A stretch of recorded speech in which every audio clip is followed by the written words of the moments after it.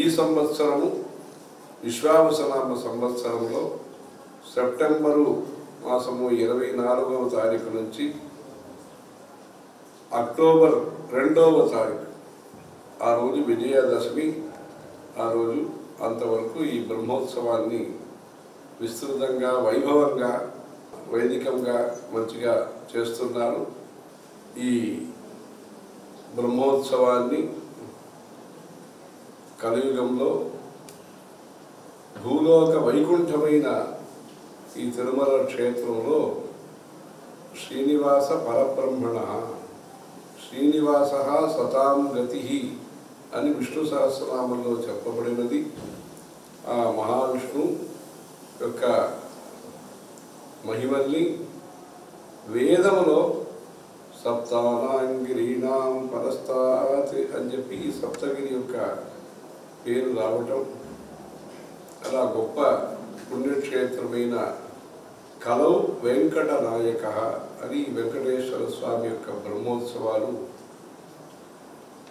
శాస్త్రంలో చెప్పిన ప్రకారంగా కొన్ని సంవత్సరంలో అధిక మాసం వస్తే 2 ఉత్సవంగా ఒకటికి ఒకటి తక్కువ లేకుండా ఈ పుష్కరిణి తీర్థంలో అవబృద్ధ స్నానం చక్ర స్నానంతో పాటు అనేక వాహనంలో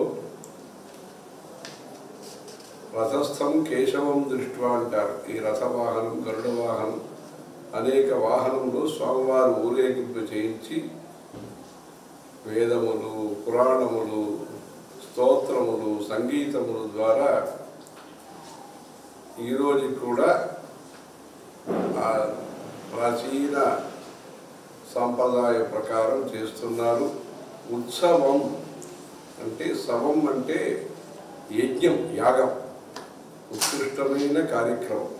ఉత్కృష్టమైన యాగం కింద భక్తులందరూ కూడా ఈ నవరాత్రి సందర్భంగా అక్కడ తిరుమలలో వెంకటేశ్వర స్వామి ఉత్సవాన్ని సందర్శించి పద్మావతి అమ్మవారిని సందర్శించి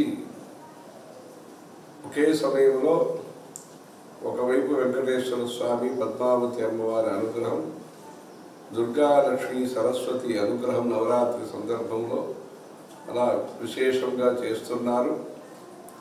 ఈ ధ్వజ ఆరోహణం నుంచి చక్ర స్నానం వరకు ఉండే ఈ ఉత్సవ కాలంలో భక్తులందరూ కూడా విచ్చేసి భగవద్ దర్శనం చేసి అందరికీ సుఖ సంపద ఐశ్వర్యములు కలగాలని వెంకటేశ్వర స్వామిని ప్రార్థిస్తున్నాము. శ్రీమద్ రమణ గోవింద గోవింద.